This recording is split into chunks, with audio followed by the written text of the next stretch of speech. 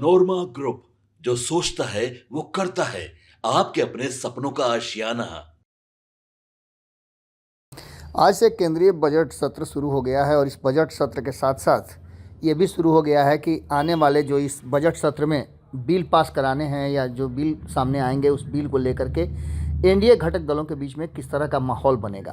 आपको बता दें कि संसद का बजट सत्र शुरू हो चुका है और 31 जनवरी से लेकर के यह बजट सत्र आगे 13 फरवरी तक चलेगा। इसके बाद दूसरा सत्र भी चलेगा।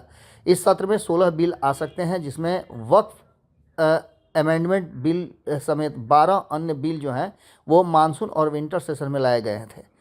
4 नए बिल में फाइनेंस बिल के अलावा protection of interest in aircraft objects, Tribhuvan सहकारी यूनिवर्सिटी और इमिग्रेशन एंड फॉरेनर्स बिल भी शामिल है। आपको बता दें कि 1 दर्जन से ज़्यादा बिल पास कराने हैं इस बार सरकार को, और इस बिल को पास कराने में कई ऐसे बिल हैं जिसमें समस्याओं का आना तय माना जा रहा है। सबसे ज़्यादा समस्या वक्फ अमेंडमेंट बिल पर है, लेकिन हम उससे आगे अगर बढ़ें तो इस बिल को लेकर के कई तरह की बातें सामने आ रही हैं। इसके कई ऐसे पॉइंट्स हैं जिसको लेकर के इस अमेंडमेंट में बैकलॉग लग गया है। इस पूरी कहानी में आपको बता दें कि 40 दिन में 27 बैठकें हुई हैं और 31 जनवरी शुक्रवार, 13 फरवरी गुरुवार, 14 दिन में 9 बैठकें इस बजट सत्र में होगी। 31 जनवरी को राष्ट्रपति द्रौपदी मुर्मू का आज भाषण हुआ और उसके बाद वित्त मंत्री निर्मला सीतारमण जो है रिकॉर्ड लगाकर 8वीं बार बजट पेश करेंगी। इसके साथ साथ आपको बता दें कि जो हमारे पास जानकारी है उस जानकारी के हिसाब से जो चीज़ें सामने नज़र आ रही हैं उसमें साफ साफ नज़र आ रहा है कि वक्फ संशोधन बिल सबसे अहम बिल हो गया है, जिसको लेकर के कहीं ना कहीं सरकार के भीतर ही टकराव की स्थिति उत्पन्न होती हुई नज़र आ रही है। द वक्फ अमेंडमेंट बिल 2024, इस बिल के जरिए सेंट्रल वक्फ काउंसिल और वक्फ बोर्ड के स्ट्रक्चर में बदलाव किया जाएगा। महिलाएं और मुस्लिम व्यक्ति वक्फ बोर्ड में शामिल नहीं हो सकते हैं, जबकि बिल पास होने पर ऐसा हो सकता है। पुराने कानून के तहत वक्फ संपत्ति पर वक्फ ट्रिब्यूनल का फैसला आखिरी होता था, अब इसे सीधे हाई कोर्ट में चुनौती दी जा सकती है। इसको बिल को लाने के पीछे केंद्र की सरकार ने कई तरह के फ़ायदे इसके गिनाए थे। इसके साथ साथ आपको बता दें कि मुसलमान वक्फ बिल 2024, इसे वक्फ बिल के साथ साथ अगस्त 2024 में लोकसभा में पेश किया गया था। यह पुराने वक्फ कानून यानी द मुसलमान वक्फ एक्ट 1923 को ख़त्म करेगा, इसलिए वक्फ एक्ट 1995 पहले ही की तरह ही लागू रहेगा। आपको बता दें कि द डिजास्टर मैनेजमेंट बिल 2024 दिसंबर 2024 के लोकसभा में पास हो चुका है। इसके जरिए राष्ट्रीय स्तर पर नेशनल डिजास्टर मैनेजमेंट अथॉरिटी, राज्य स्तर पर स्टेट डिजास्टर मैनेजमेंट अथॉरिटी और जिला स्तर पर डिस्ट्रिक्ट डिजास्टर मैनेजमेंट अथॉरिटी स्थापित करने का प्रावधान किया गया है। इसके अलावा यह राज्यों को प्रदेश राजधानी और शहरों के लिए अलग और अर्बन डिजास्टर मैनेजमेंट अथॉरिटी बनाने का भी अधिकार देगा। आपको बता दें कि इसके साथ साथ जो पूरी प्रक्रिया है उस प्रक्रिया में द रेलवेज अमेंडमेंट बिल 2024 दिसंबर 2024 में लोकसभा में पास हो चुका है। यह इंडियन रेलवे बोर्ड एक्ट 1905 को ख़त्म करके रेलवे बोर्ड से जुड़े प्रावधानों को द रेलवेज एक्ट 1989 में शामिल करेगा। The banking law amendment bill ये भी 2024 अगस्त 2024 में लोकसभा में पेश हुआ था। यह 5 बैंकिंग कानूनों में संशोधन के लिए लाया गया था। इसके तहत 1934 का reserve bank of India act भी शामिल है। इसके जरिए सहकारी बैंकों के निर्देशकों का कार्यकाल अनक्लेम्ड अमाउंट के सेटलमेंट से जुड़े संशोधन किए जाएंगे। इसके अलावा आपको बता दें कि द बॉयलर्स बिल भी इस सत्र में आना है। यह अगस्त 2024 में राज्यसभा में पेश हुआ था और दिसंबर में सदन में पास हो गया था। यह 1923 के बॉयलर एक्ट की जगह, इसको पता है आपको कि इसको लेकर के काफ़ी हंगामा भी हुआ था और इस इंडस्ट्री के लोगों का डिमांड भी था। इसमें मैन्युफैक्चर से जुड़े साफ कानून नहीं है, इसको लेकर के सरकार अमेंडमेंट करना चाहती है।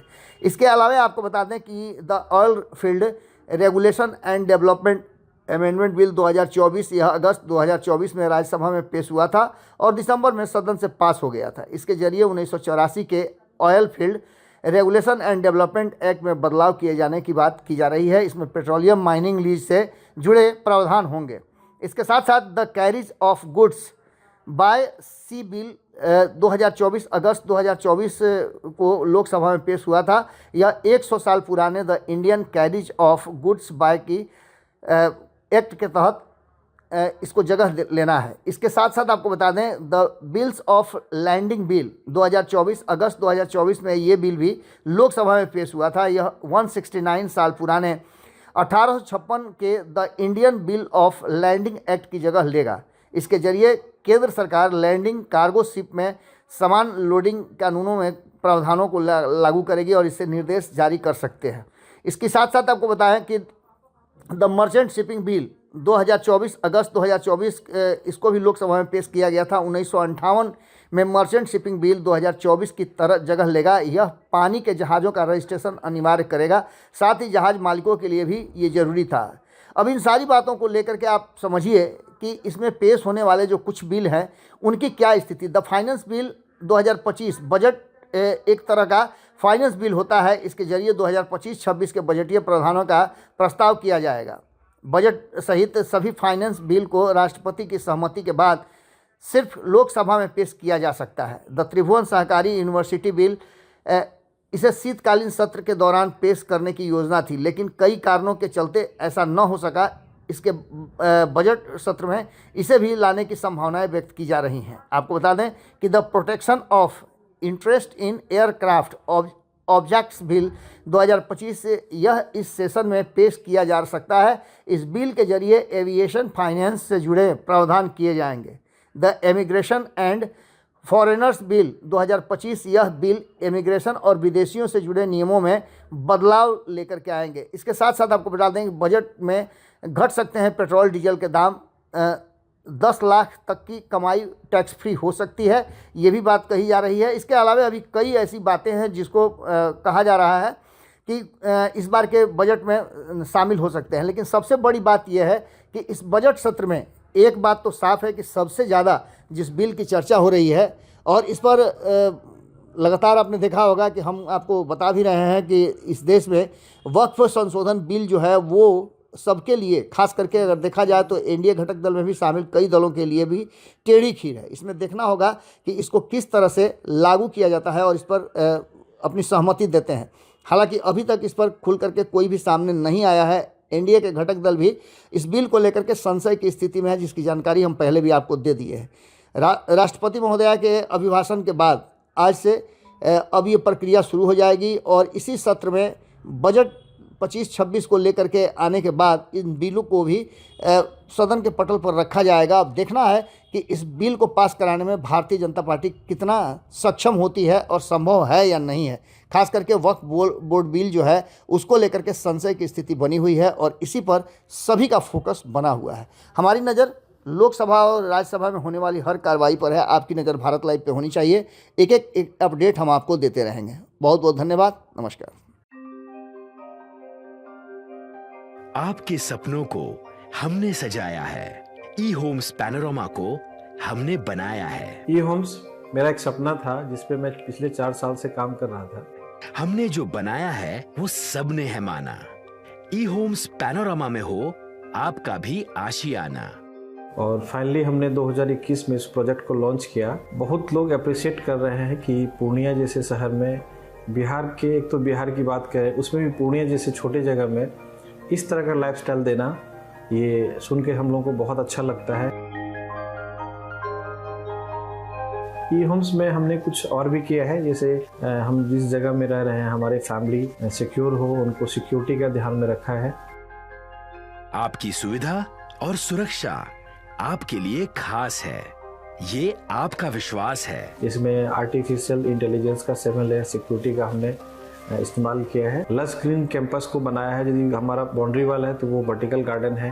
ये जितनी भी फैसिलिटी होता है एक इंटरनेशनल टाउनशिप में ई होम्स है, ये हम लोग विश्वास नहीं कर पा रहे हैं। जो भी हमारे मित्र दोस्त या जो भी हमारे बाहर आते हैं तो हम लोगों को बहुत अच्छा सुनने को मिलता है और बहुत अच्छा क्रेडिट मिल रहा है। वो सारा हमने सिर्फ एक बिल्डिंग नहीं बनाया, हमने एक बहुत अच्छा लाइफस्टाइल दिया ई होम्स में, और मेरा एक सपना था जिसको मैं आज फुलफिल होते हुए देख पा रहा हूँ। ये आपका आवास है।